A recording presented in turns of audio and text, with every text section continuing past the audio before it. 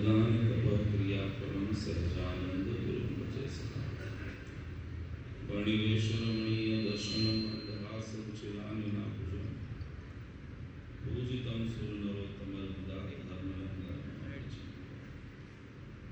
स श्री कृष्ण परब्रह्म भगवान श्री पुरुषोत्तम उपास्य इष्ट देवो न सर्वावेपावकार अनंत कोटि ब्रह्मांडाधिपति सर्व कारण कारण अपना सोना मोक्षदाता एवं परम कृपाळु इष्टदेव भगवान परमात्मा श्री स्वामीनारायण संप्रदाय दक्षिण विभाग लक्ष्मी नारायण देव ना दिव्य रूढ़ आशीर्वाद थी जेना अमी दृष्टि करीने आ सूरतनी रौनक અને સુરતનો ભક્ત સમાજ એ અવારનવાર પોતાના જીવનની અંદર સુખ અને શાંતિની અનુભૂતિ કરે છે એવા નારાયણ મુનિ દેવના દિવ્ય રૂડા આશીર્વાદથી આજના અતિ પાવન અને પવિત્ર રાંદેરના ભક્તોને માટે एक जीवन नो अमूल्य दिवस एवा राजा रांदेर निज मंदिर में विराजमान एवा श्रीधरी ना दिव्य पाटोत्सव प्रसंग ना दिवसे अने एमना छत्र छायानी अंदर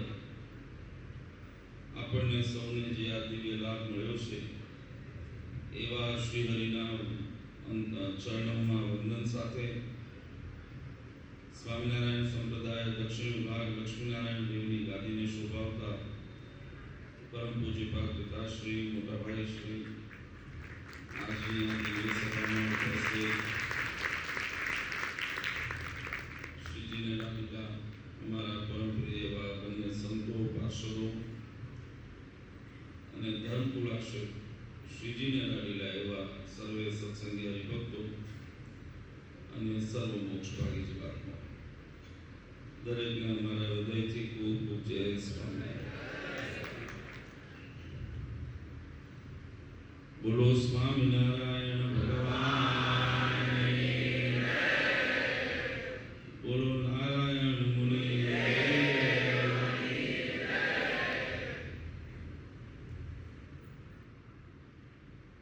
જ્ઞાન સ્વામી અને કૃણાલ ભગતે કરેલી મહેનત એ રંગ અમને લાગી દેખાણ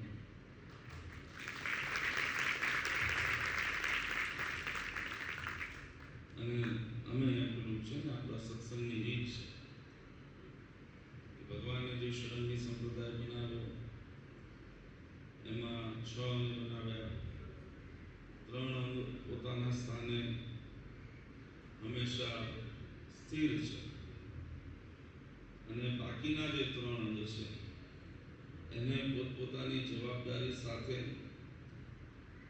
અને પોતપોતાની કાર્યક્ષમતા પ્રમાણે કાર્ય કરવાની ભગવાને આજ્ઞા કરી છે અને એના પ્રમાણે જ્યારે જોઈએ તો ભક્તોના ભાવ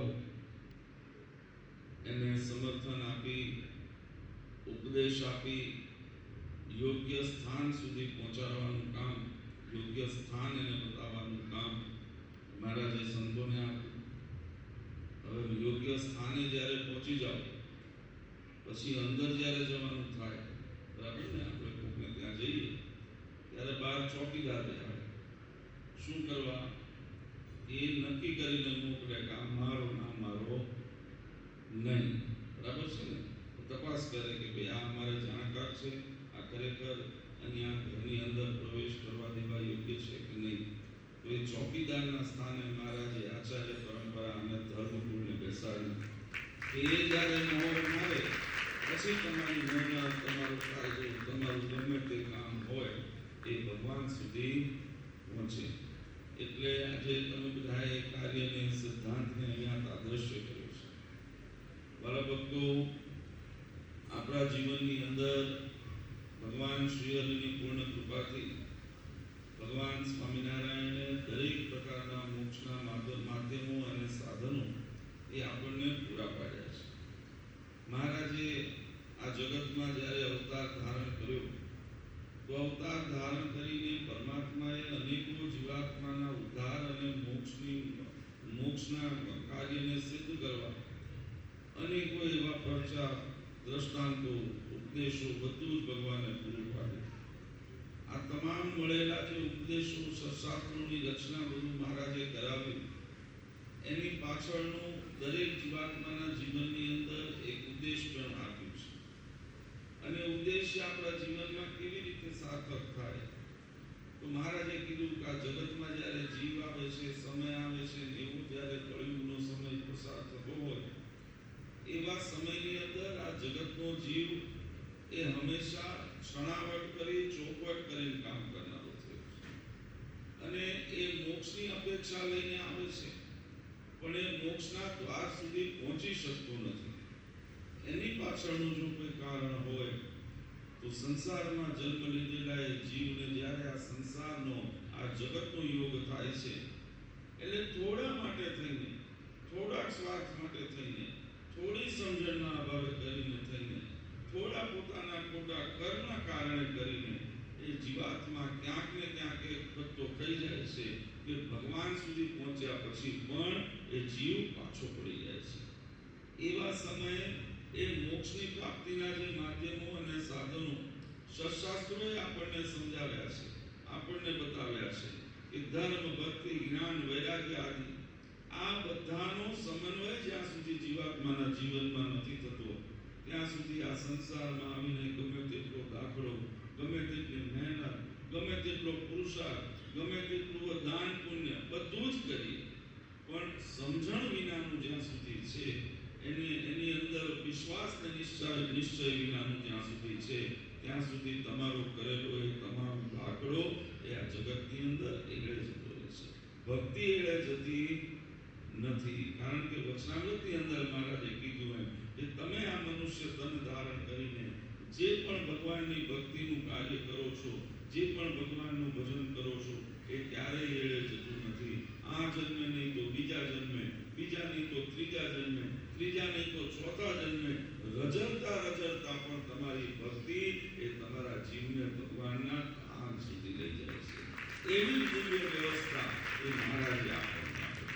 પણ જીવની તકલીફ ક્યાં છે કે ભગવાને આ બધી વ્યવસ્થાઓ આપી, આ બધું જ આપ્યું, પણ કચાશ આપણી નિશ્ચયની અંદર રહી જાય છે, કચાશ આપણા નિષ્ઠાની અંદર રહી જાય છે. આજે આપણે જીવનની અંદર ઘણી વખત વિચારીએ કે આપણે જે ભક્તિ કરીએ છીએ, ભગવાનનું નામ સ્મરણ કરીએ છીએ અને અહીંયા સત્સંગને હંમેશા જે સત્સંગની અંદર જોડાયેલા રહીએ છીએ, પછી તન મન ધને કરીને કોઈ પણ પ્રકાર હોય એ જે આપણે જોડાયેલા છીએ એનો આપણા જીવનની અંદર ઘણી વખત અહંકાર આવી જાય છે. આ મુખ્ય ત્રુટિ અત્યારના કળિયુગના સમયની છે કે જીવાત્માનો નિષ્ઠા ભગવાનની અંદર જે છે એ હંમેશા ડગી જાય છે. થોડું કામ આપણે કરી લઈએ એટલે અંતરની અંદર ભાવ થાય આ તો અમે હતા ને એટલે આ કામ થયું, પણ કરતા પહેલા ભગવાનની આજીજી કેટલી કરી એ ખબર છે, એ યાદ રહેશે. એ આજીજીની ફળશ્રુતિ પરમાત્મા આપે છે એટલે તમે કાર્યને સિદ્ધ કરો છો. આપણે ભક્તોના દ્રષ્ટાંત લઈએ છીએ, દાદા કાચર, જીણાભાઈ, પર્વતભાઈ આદિ ભક્તો. એ ભક્તો આજે પણ સત્સંગની અંદર ઓળખાય છે એનું દ્રષ્ટાંત બન્યું. શું કામ બન્યું? શું કારણે બન્યું? તો ખાલી એને ભગવાનનો યોગ થયો, ભગવાનનો એને યોગ થયો એના કારણે બધા સત્સંગની અંદર ઓળખાય છે એવું નથી. સત્સંગમાં ભક્તો તો એ વખતે પણ ઘણા બધા, પણ આજે અમુક ભક્તોને આપણે ભગવાનના સમકાલીન ભક્તોને આપણે દ્રષ્ટાંતના રૂપમાં લઈએ છીએ. એની પાછળનું કોઈ કારણ હોય તો એ ભક્તોએ પોતાની અડગ નિષ્ઠા ભગવાનની અંદર રાખી છે.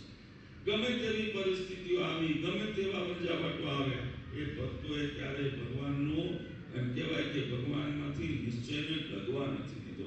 હમણાં કુણાલ ભગતે બહુ સરસ કથા કરીને એમને બહુ સરસ દ્રષ્ટાંત આપ્યું. મહારાજે એક કૂતરી આવીને હુઈ જતી હતી. મહારાજે એક વાર ના પાડી, બે વાર ના પાડી, પ્રસંગમાં એમ પણ આવે છે કે ત્રીજી વાર જ્યારે પુત્રીને સુરા ખાચરે એમ કે જ્યારે એ ચોકડો માર્યું, મહારાજે કીધું કે બીજે દિવસે ખીજાણા બહુ વધારે, અને એ દિવસે મહારાજે કીધું તું હવે આ પુત્રીને કોઈ હેરાન કરશે, મારશે ને તો એને હું સંપ્રદાયમાંથી વિમુખ કરું છું. આવો ભાવ એ ભગવાને એક જીવ પ્રત્યે રાખ્યો છે. તો જ્યારે તમે એના આશ્રિત થઈ ગયો, એ પુત્રી ત્યાં જ આવીને કેમ સૂતી હતી, એને ઠેકાણાને કીધું ને ખબર હતી, એ ત્યાં જાય એટલે નિશ્ચિંત થઈ જતી હતી કે ભગવાનના ચરણમાં આવ્યા પછી મારી કોઈ હળી કરશે નહીં. બરાબર ને? હવે એ જ્યારે નિશ્ચય હતો અને આ પ્રસંગ બન્યો, એમ કહેવાનો આશય જીવાત્મા જો નિષ્ઠાને બરકરાર રાખે. દાદા ખાચરનું નામ આજે વચનામૃતના પાને પાને લખાણું. શું કામ લખાણું? તો હું હંમેશા કહું છું કે દાદા ખાચરે પોતાની વાડી મેળી અને દરબારગઢને બધું ભગવાનને આપી દીધું, એટલે દાદા ખાચરનું નામ લખાય છે. તો આ લોકની વસ્તુઓ, આ લોકની કોઈ પણ પદાર્થ, બરાબર ને, એ ક્યારેય ભગવાનને લોભી શકતું નથી. તમે મોટું મંદિર બનાવ્યું, એનું સંચાલન કર્યું, ત્યાં ઉત્સવ કર્યો, એના કરતા હું ગેરંટી આપું છું કે આ સભા મંડળમાં બેઠેલા ભક્તોએ જે કાર્ય કર્યું એની ફળશ્રુતિ એને સિદ્ધિ થશે. કારણ કે કાર્ય ભગવાનના નિશ્ચયથી કરવાનું છે.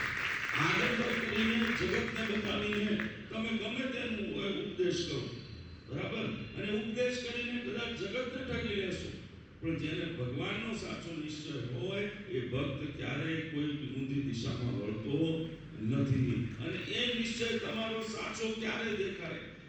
તો સંપ્રદાયનો બહુ અમૂલ્ય એક પ્રસંગ છે કે ભગવાન સ્વામિનારાયણના સમયની અંદર ભગવાનના એક ખૂબ સારા ભક્ત હતા, જેનું નામ કિરાણા ગામનો દાદો ખાચર. બરાબર ને? નામમાં કદાચ થોડો ફેર પડે. સૌરાષ્ટ્રને કિરાણા ગામ છે અને ત્યાંના ગામ ધણી હતા દાદો ખાચર. હવે એક દિવસ પોતાના ગામમાં આવું સરસ મજાનું ભક્તિનું આયોજન થયું.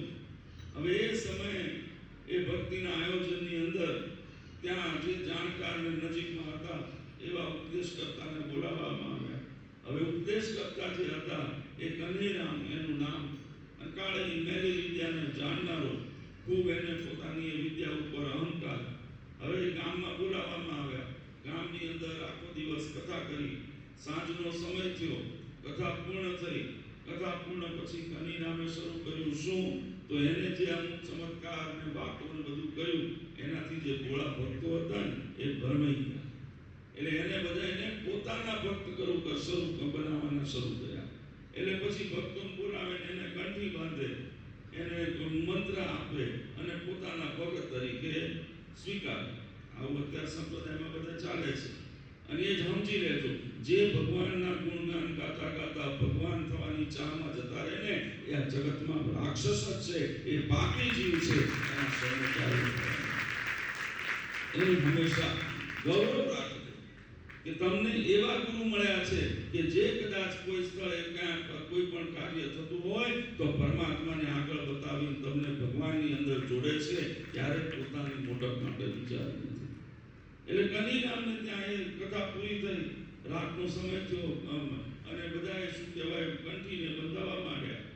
આ નિશ્ચય માટેની વાત કરું છું, ભગવાનના વિશ્વાસ માટેની વાત કરું છું, ભગવાનના નિષ્ઠા માટેની વાત કરું છું. એટલે બધા ગામ લોકો જે એનાથી પ્રભાવિત થયા હતા, બધા કનૈરામને સ્ટેજ પર જઈને કનૈરામ બધાને શું કહેવાય પોતાની કંઠીને બધું ધારણ કરાવતા હતા. હવે ગામના ગામ ધણી હતા દાદો ખાચર. એટલે ગ્રામજનોએ બધાએ જોયું એટલે દાદો ખાચરને કીધું કે દાદો ખાચર બધા બનાવે છે, આવા ચમત્કારી પુરુષ છે, એક વખત એની પાસે કંઠી તો બંધાવો. એટલે દાદો ખાચર કે કાંઈ વાંધો નહીં. દાદો ખાચર એ કનૈરામ પાસે ગયા. હવે જઈને સામાન્ય રીતે કોઈને કંઠી બંધાવી હોય તો શું કરે? પોતાનું માથું સામે નમાવે. પણ કનૈરામ દાદો ખાચર જ્યારે ત્યાં પહોંચ્યા એટલે કનૈરામ સામે જઈ દાદો ખાચરે પોતાનો પગ લાંબો કર્યો. એટલે કનૈરામ કે આ શું? એટલે કનૈરામે કીધું કંઠી બાંધવી હોય તો આ પગમાં બાંધ, મારા ગળામાં તું કંઠી બાંધી શકીશ નહીં. એટલે એને કીધું કેમ નહીં? ત્યારે કીધું તારું આ તો ભાગ્ય છે, કઈ સુધી આવી મેં મારો પગ લાંબો કર્યો, મારા ગળામાં પૂર્ણ પુરુષોત્તમ સ્વામિનારાયણની કંઠી છે, આ પગમાં તારી કંઠી પડી ગઈ ને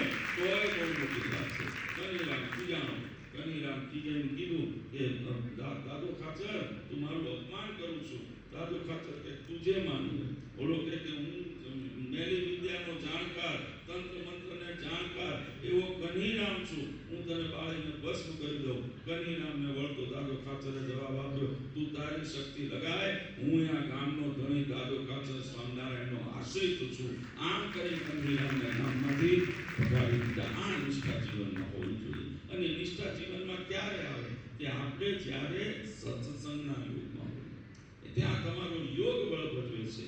તમે જેનો યોગ કરશો, જેનો તમે સમાગમ કરશો, એના માધ્યમે કરીને તમારી બુદ્ધિ, તમારી વૃત્તિ એ પરમાત્માની અંદર જોડાશે કે નહીં એ તમે નક્કી કરી શકશો. બરાબર છે. મહારાજે એટલા જ માટે આપણને સાવધાન કરી અને પોતાના આજ્ઞાઓની અંદર મહારાજે કીધું કે વિમુખ જીવ કે વદન સે કથા સુની નહીં જા. હવે કથાને વિમુખ જીવના શબ્દોને શું વાંધો છે? કથા તો ભગવાનની જ છે ને, પણ જ્યારે વિમુખ જીવ એ કથા કરતો હોય ને એ સ્વાર્થની સાથે કરતો હોય. એના આજે તમે યોગ કરો, એના શબ્દોનો સ્પર્શ તમારા કાનને થાય, એ શબ્દોનું સ્મરણ તમે કરો, એ આજે નહીં તો કાલે જઈને પણ તમારી વૃત્તિમાં ફેર પાડી દેશે. એટલા માટે મહારાજે આવી આજ્ઞાઓ કરી. એટલે મહારાજે બધી વ્યવસ્થા આપણને કરીને આપી છે. પણ આપણા જીવનની જો કોઈ કમબખતી હોય તો આપણે સમય પ્રમાણે કદાચ પોતાના જીવનને વાળી અને સાચામાં હોવા છતાં ખોટામાં અને ખોટામાંથી સાચા થવાવાળા તો બહુ ઓછા છે. આપણે કરી શકતા નથી. અને આ બધાયના જો રક્ષણ કરવું હોય, આ બધાથી જો સુરક્ષિત રહેવું હોય, આ કળિયુગની અંદર પણ પોતાના જીવનને, કારણ કે હું કહું છું દાદો ખાચર એ ભક્ત જ હતા. જે સામર્થ્ય એમની હતી, આજે અહીંયા બેઠેલા એક એક ભક્તની અંદર એ સામર્થ્ય રહેલી છે.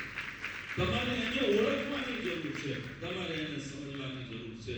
એમ ભગવાનનો નિશ્ચય રાખીને ભગવાનનો આશરો કરશો ને તો જીવનમાં કદાચ ક્યાંક તકલીફ પડશે, ક્યાંક કંઈક એવું મોટું કષ્ટ આવવાનું હશે તો તમને ખબર જ નહીં પડે. ભગવાન તમારા કષ્ટને દૂર કરી દેશે. એના પણ ઇતિહાસો આપણા સત્સંગમાં છે કે મહારાજ જ્યારે ગઢપુરની અંદર દરબારગઢની અંદર બિરાજમાન હતા અને ભાવનગર કહેવાય રાજ્ય દાદા ખાચરના દરબાર ઉપર, કારણ કે બધાએ કાન બંબેણી કરેલી દાદા દરબાર સાહેબને કે ભાઈ દાદો ખાચર ભગવાનનો ભક્ત થયો છે, ભગવાન સ્વામિનારાયણના ગુણગાન ગાય છે, આવું બધું કર્યું. એટલે એ વજયસિંહ બાપુની તરફ કહેવાય તોપોન બધું લઈ, શસ્ત્ર સરંજામ લઈ અને દાદાના દરબાર ઉપર કહેવાય યુદ્ધના મોરચા એમને લગાવ્યા. ત્યારે દાદા ખાચરના ભાઈ હતા, એમનું નામ સોમાભાઈ. સોમાભાઈને જાણ થઈ અને સોમાભાઈ આવીને મહારાજને કીધું. મહારાજને કહે કે વજયસિંહ બાપુની તોપો અને એના શસ્ત્રો સાથે બધા માણસો તાણસો બધું આપણા ભાગોળે આવીને ઊભું રહ્યું છે અને આપણા દરબારગઢ ઉપર હુમલો કરવાના છે. જ્યારે એ વાત થઈ એટલે ભક્તની ચિંતા ભગવાનને હતી, ભક્તના ભાવની ચિંતા ભગવાનને હતી અને ભક્તના ભાવે કરીને ભગવાનને સમય કીધું કે લાવો મારા શસ્ત્ર સરંજામ. ભગવાન સ્વામિનારાયણ પોતે એ દાદાના રક્ષણને માટે થઈ તીર, કામઠા, તલવાર બધું ધારણ કર્યું અને એ દરબારગઢના ધન કહેવાય ધની વૃક્ષની નીચે ઊભો રહી એ હાકલ કરી આવી જાય જેના માય હવા શેર મુટકાતી હોય. આજે આ દરબારગઢની ઉપર મેઘ મારી દીધા. આ શબ્દો સાંભળતા એમ કહેવાય અને ત્યાં વજયસિંહ બાપુની જે સેના હતી એને આ શબ્દો સાંભળ્યા. શબ્દો સાંભળતાની સાથે એને થયું કે આ દરબારગઢની અંદર કોઈ 2, 4, 5 માણસ નહીં, અહીંયા તો હજારોની ગમખાન છે.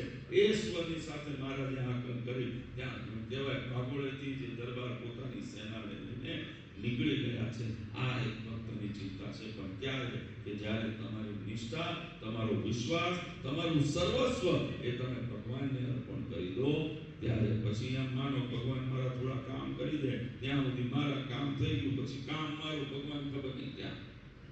આવી જો ભાવના સાથે કામ કરીએ તો એ કાર્યની ભક્તિ ક્યારેય લેખે લાગતી નથી. અને એ જ રીતે બીજું કે આ રીતે આ કેમ થયું કે મહારાજની નિષ્ઠા મેં કીધું. એક નાનકડું દ્રષ્ટાંત આપી, મારી વાણીનું વિરામ આપી કે આ જગતમાં બધું કરજો. આ જગતની અંદર તમને જે કરવાનું થાય, જ્યાં મનની ઈચ્છા થાય, એક વખત બધે અખતરો કરી લેજો. બરાબર? પણ એ અખતરાની ફળશ્રુતિ તમને નહીં મળે એની ખાતરી હું આપું છું. પણ જીવનની અંદર કોઈ પણ કઠિનાઈ, કોઈ પણ કષ્ટ, કોઈ પણ મૂંઝવણ, કોઈ પણ પ્રશ્ન પછી એ પારિવારિક હોય, સાંસારિક હોય, એ તમારું વ્યવહારિક હોય, એ તમામનું સમાધાન અને તમામથી રક્ષણ તમને બે માધ્યમોએ કરીને મળશે. એક કે ભગવાનનું શરણ, જે મહારાજ મંદિર રૂપી આપણને આ મંદિર રૂપી માધ્યમમાં આપણને આપીને ગયા છે. બીજું કે શસ્ત્રાસ્ત્રનું આવરણ. શસ્ત્રાસ્ત્રોને વાંચશો તો મહારાજે એના માધ્યમથી આપણા તમામ જે પ્રશ્નો છે એના સમાધાન આપણને આપે છે. અને ત્રીજું, જે ચરણને પકડ્યું છે, એ ધણીને જે પકડ્યો છે, એ ધણીને હંમેશા પકડીને રાખજો. ધણી નક્કી કરીને રાખજો. એમાં ક્યારેય આમ કરવા જઈએ તો એવું આપણું કાર્ય ક્યારેય સિદ્ધ થાય નહીં. જો ધણી નક્કી હોય તો આ જીવનમાં ગમે તેવી પરિસ્થિતિ આવે, ગમે તેવી વાતો થાય, ગમે તેવા પરિવર્તનો ગમે તે ક્ષેત્રની આવે, અંદર આવે, પણ આપણો ભાગ એ હંમેશા પરમાત્મા પૂરતો આવે. એમાં કોઈ શંકાનું સ્થાન નથી. એક વખત એક ગામની અંદર જંગલની અંદર એક ગોવા એની ગાયોને બધાને લઈને ચરવા માટે લઈને ગયો. હવે એની અંદર પરિસ્થિતિ એમ બની કે થોડું અંદર ઊંડા ઉતર્યા જંગલની અંદર, એટલે ગોવાળ બધી ગાયોને હાંકતો જતો હતો. એમ ગાયોના ટોળાની અંદરથી એક ગાય છૂટી પડી ગઈ. હવે ગાય છૂટી પડી ગઈ, ઓલા બધા આગળ નીકળી ગયા. ગાય એની મસ્તીમાં ચરી રહી હતી. એટલી જ વારમાં ચરતા થોડી ગાય આગળ વધી અને એની અંદર સામેથી એકદમ જંગલમાંથી એમ કહેવાય ત્રાડ ગજાવતું સિંહ એની સામે ડાલા મથો આવીને ઊભો રહ્યો. હવે સિંહે ગાયને જોયું, ગાયે સિંહને જોયું, એટલે સ્વાભાવિક છે, જીવ છે, રક્ષણ માટે પ્રયત્ન તો કરે, બરાબર.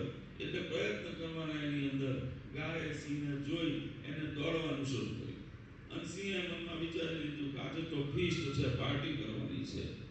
એટલે સિંહ પાછળ દોડ્યો. હવે ગાય આગળ દોડતી જાય, સિંહ પાછળ દોડતો જાય. બંને જણ પોતપોતાની ક્ષમતા પ્રમાણે આગળ વધતા જતા હતા. એની અંદર આગળ જતા એક કાદવનો મોટો એમ કહેવાય ખાડો હતો, કાદવથી ભરેલો, જેને સામાન્ય ભાષામાં દલદલ કહીએ, બરાબર, કે જેની અંદર માણસ કૂદી જાય પછી જેટલો નીકળવાનો પ્રયત્ન કરે એટલો અંદર ઉતરતો જાય, બરાબર ને. હવે એની અંદર ગાય કૂદકો મારી થોડી આગળ જઈને ગાય એમાં પડી ગઈ. એટલે કીચડમાંથી એમને નીકળી શકે નહીં. એને પ્રયત્ન કર્યો એટલે ઓર ઊંડી ફસાણી, એટલે ગાય સ્તભી ગઈ. પાછળ સિંહ આવ્યું, એનું શરીર મોટું, વજન વધારે, એને પણ ગાયને જોઈને લાલચની અંદર કૂદકો માર્યો. એ ગાયથી 2 ફૂટ કે 3 ફૂટ પાછળ સિંહ પડી ગયો.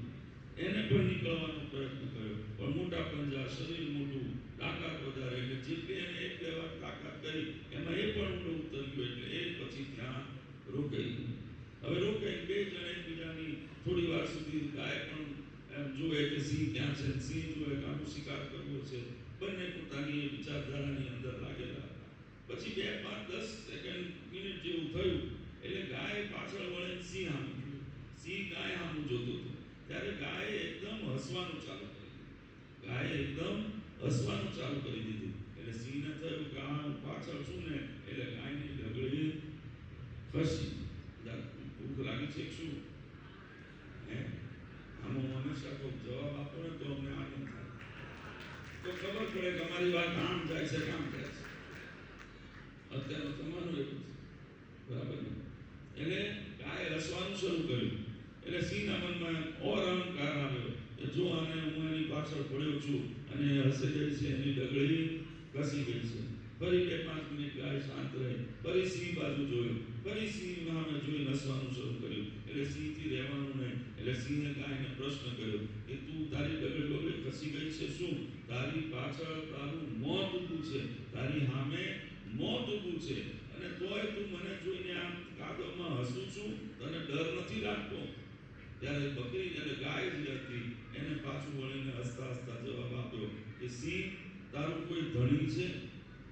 એટલે સિંહ કે ધણી હોતા હશે મારા, જંગલનો રાજા કેવો, મારી પાસે બધી શક્તિ છે, મારી પાસે બધી સામર્થ્ય છે, આખા જંગલને હું ચલાવું છું, એમ કહીને એને વખાણ કરે. એટલે ગાયે ઓર વધારે હસવાનું શરૂ કર્યું, ઓર વધારે હસી. એટલે આખી જાણો તું હસું છું કેમ, એનું કારણ મને બતાય. તારા મુખમાં શાંતિના હસી કેમ છે, એનું મને નિમિત્ત બતાવો. એટલે ગાયે હસતા જવાબ આપ્યો કે હું હસું એટલે છું તે કીધું ને કે તને તારા જીવની ચિંતા નથી, તો મને ખરેખર મારા જીવની ચિંતા નથી. મને ચિંતા એટલા માટે નથી કે જ્યારે હમણાં સાંજનો સમય થશે, સાંજનો એ સમય થશે અને મારો ગોવાળ બધી ગાયોને લઈને પાછો જશે, ત્યારે પાછા જતી વખતે બધી ગાયોને ગણશે અને એમાં જ્યારે હું એને ઓછી દેખાઈશ એટલે મારો ગોવાળ ગોતતો ગોતતો મને અહીંયા આવશે, મારું રક્ષણ કરીને મને ગાયોમાંથી નીકાળી જશે અને મારો આ જીવ સુરક્ષિત રહી જશે. પણ ધીરે રહીને પછી કીધું, મારો તો ગોવાળ આવશે, તારે કોણ? બરાબર, તારે કોણ? એટલે પછી સિંહના મગર ગયું. કહેવાનો આશય વાળા ભક્તો, આ જગતે કેવું કરવું જેવું છે, જેની અંદર કોઈ પણ વ્યક્તિ જ્યારે અણસમજણે કરીને કોઈ એવા ખોટા ઠેકાણે જ્યારે ઉતરી જાય છે, પછી ગમે તેટલી મહેનત કરે ને એ ઉતરી શકતો નથી. પણ એક આવો ગુરુ, એક ઠેકાણો, એક માલિક નક્કી કરીને રાખ્યો હોય તો હું ખાતરી આપું, આપણો માલિક સ્વામિનારાયણ છે. તમે ગમે તેવી પરિસ્થિતિમાં હશો, હાથ ધરીને તમને ઉગાડી દેશે, એમાં કોઈ શંકાનું સ્થાન નથી. એક આજનો દિવસ એ આપણા બધાની માટે ખૂબ આનંદનો છે. રામદેવ મંદિરમાં બિરાજમાન જે પરમાત્મા અને ભગવાનના સ્વરૂપો છે, એનો આજે દિવ્ય પાટોત્સવ છે અને એ પવિત્ર દિવસે આજે જે અહીંયા બધાએ બેસીને ભક્તિ કરી, ભગવાનને યાદ કર્યા, ભગવાનનું નામ સ્મરણ કર્યું, કથા વાર્તા સાંભળી, આ બધું માધ્યમ મહારાજ એટલા માટે ભેગું કરીને આપ્યું. કારણ કે ભક્તિ, મેં પહેલું જ કીધું એમ, ભક્તિ જ્ઞાન કેવી રીતે થાય છે ને એના મહત્વ કરીને કોઈ એનું મતલબ નથી, પણ ક્યાં સાચા ભાવથી થાય છે ને એનું મહાત્મ્ય. આજે બધાને કહું છું, આંખ બંધ કરીને સાચી નિષ્ઠાથી અને ભગવાનને સમક્ષ રાખીને ભગવાનના દર્શન, આ મૂર્તિ સ્વરૂપ બેઠું ને આની અંદર મંદિરના સ્વરૂપના દર્શન કરજો. ન થાય તો મને કહેજો, પણ ભાવ અને નિષ્ઠા હોય. અને બાકી બધા થોડું વખતા હોય, ઘણી બધી વાત અને બાબતો તમને બધાને કીધી છે, ઘણા વખાણ પણ કર્યા છે અને એની પાછળ જે મુખ્ય એમને કીધું કે રામદેવને અમે અમારું શું માન્યું છે? ઘર માન્યું છે. બરાબર ને? હવે ઘર માન્યું શું કામ? કે જ્યાં અમે જઈએ ત્યાં અમને શાંતિ મળે, બરાબર, હૂંફ મળે, જ્યાં અમને સુરક્ષિતતા મળે, બરાબર, જ્યાં પોતાપણું મળે, ત્યાં માણસને ઘર જેવું લાગે. બરાબર. પણ હવે એને એ ઘરની અંદર મેં પહેલા કીધું એમ કે કદાચ કોઈ 2, 5, 10 માણસ હોય જે વારે વારે પથરા મારીને આપણને હેરાન કરતા હોય, એ વારે વારીને એમ કહેવાય આપણા કાર્યમાં આપણને વિક્ષેપ કરતા હોય, ધર્મના માર્ગથી ભટકાવવાના પ્રયત્ન કરતા હોય, તો એ ઘરમાં શાંતિ રહે ન રહે ને? તો એ શાંતિ કરવાની જવાબદારી કોની આવે? ઘરમાં રહ્યા પણ જેના કારણે રહ્યા, બરાબર, જેના કારણે રહ્યા, જેને હૂંફ આપી, જેને મેં કીધું એમ શાંતિ આપી, જેને એ વિશ્વાસ આપ્યો, એના ભરોસે રહ્યા તમે. બરાબર ને? આચું ખોટું ફરી કહું છું, જવાબ આપો તો મને ખબર પડે. તમે ઘરમાં રહેતા હો અને ઘરની અંદર તમે સુરક્ષા માટે 5, 10 તમે વોચમેન કે આપણે જે કહીએ સિક્યોરિટી રાખી હોય, રાતે તમે નિશ્ચિંત થઈને સૂઈ જાઓ છો. શું કામ? કારણ કે તમને વિશ્વાસ છે સિક્યોરિટી ત્યાં બહાર ફેરા મારે છે, ધ્યાન રાખે છે. અને એની અંદર એ જ પ્રમાણે અમે આને અમારું ઘર માન્યું. શું કામ? કે આ સ્થળ અને અહીંયાથી અમને ભાવના પ્રગટ, આમાંથી એ ભાવ દેખાણ. પણ આની અંદર જો કોઈ બગાડ કરવા આવે, અહીંયા કોઈ જો આને કીધું ને કે ચૂંટવા આવે, તમને રોકવા આવે, અમારા ઉપર કે એ ઘર આપણું જે સત્સંગરૂપી ઘર છે એની અંદર કોઈ વિક્ષેપ નાખે, તો એની સુરક્ષાની જવાબદારી પણ તમારા બધાની છે. તમે જોડે રાખશો તો અમે નિશ્ચિત રહીશું. અને એ સમજી લેજો, તમારી સુરક્ષામાં ક્યાંક આગળ થશે ને તો અમને સિક્યુરિટી ગાર્ડે જોતા આવડે છે. મહારાજે કીધું ને, મેં કીધું એમ કે દાદા ખાતર માટે પછી શસ્ત્ર સરંજામ ધારણ કર્યા. અશ્વત્થામાનો શ્રાપ હતો, અશ્વત્થામાએ કીધું હતું કે આ ક્યારે શસ્ત્ર ધારણ નહીં કરે, પણ તોય મહારાજે કર્યા. એ ચરિત્ર કર્યું આપણને શીખવાડવા માટે ભક્ત માટેનો ભાવ કેવો હોય. એમ તમારા બધાના સુરક્ષાની માટે કદાચ જો મેં કીધું એમ સિક્યોરિટી બનવાનું થશે ને તો એની માટે અમે તૈયાર છીએ. તમને પોતા માર્ગે નહીં જવા દઈએ, નહીં જવા દઈએ અને નહીં.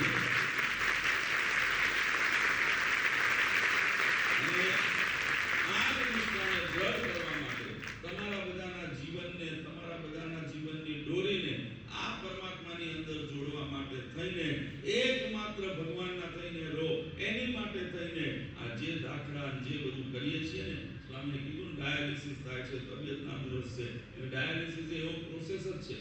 ડાયાલિસિસની અંદર તમે બધા જેમ જાણતા હશો એનું કારણ એ છે શરીરની અંદર કિડની કામ ન કરવાને કારણે અંદર બગાડ ભરાઈ જાય અને એ જે લોહીમાં બગાડ ભરાણો હોય એને ડાયાલિસિસના માધ્યમે કરી બે હોય લગાડે એકમાંથી અંદર જાય ડાયાલાઇઝરની અંદર ચોખ્ખું થાય અને ચોખ્ખું થઈને બીજી હોયથી શરીરમાં નાખી દેવામાં આવે. બરાબર. અમે બધા એ ડાયાલિસિસનું જ કામ અને કાર્યને લઈને નીકળ્યા છીએ. અહીંયા ડાયાલિસિસ થાય કે અહીંયા તમારા જીવનની અંદર સત્સંગના કાર્યની અંદર સત્સંગની સમજણની અંદર આ નિત્ય જીવનમાં કોઈ પણ બગાડ ભેગો થયો હોય એ આ સત્સંગ રૂપી કથા વાર્તા ભગવાનના ચરિત્રો અને સત્સંગના યોગ નામના ડાયાલાઇઝરની અંદર નાખી એને સત્સંગના બળે કરીને ચોખ્ખું કરી બરાબર એ ચોખ્ખું કરીને અને અમારા માધ્યમે કરીને અમે એને પાછું તમારા શરીરમાં નાખી દઈએ શુદ્ધ કરી નાખીએ. આ પ્રોસેસ અહીંયા થાય છે. એટલે એ જીવનની અંદર સમજણ રાખીને આ પ્રમાણે ભગવાનનો નિશ્ચય રાખજો. ફરી કહું છું અમારી વાહવાહી અમારા નામના ગુણગાન નહીં ગાવ ને તો મને વાંધો નથી. બરાબર ને. અમારી જય નહીં બોલાવો ને તો અમને વાંધો નથી. પણ તમારી સામે કોઈ જો આનું બધું બોલે કોઈ આની વાત ન કરે કોઈ આના વિશે ખોટું બોલે એને જો એને તરત ને તરત ચમત્કાર ન બતાવો ને તો અમારું ચમત્કાર છે. એટલે એની માટે બધા જીવજો અને જ્યાં સુધી એની માટે જીવો હું ભગવાન શ્રીહરિના ચરણોમાં પ્રાર્થના કરું. આજના પાટોત્સવ પ્રસંગના દિવસે પ્રાર્થના કરું કે મહારાજ આ ભક્તોએ પોતાના જીવનની અંદર સાચી સમજણને ટકાવી આપનો નિશ્ચય દ્રઢ રાખ્યો છે.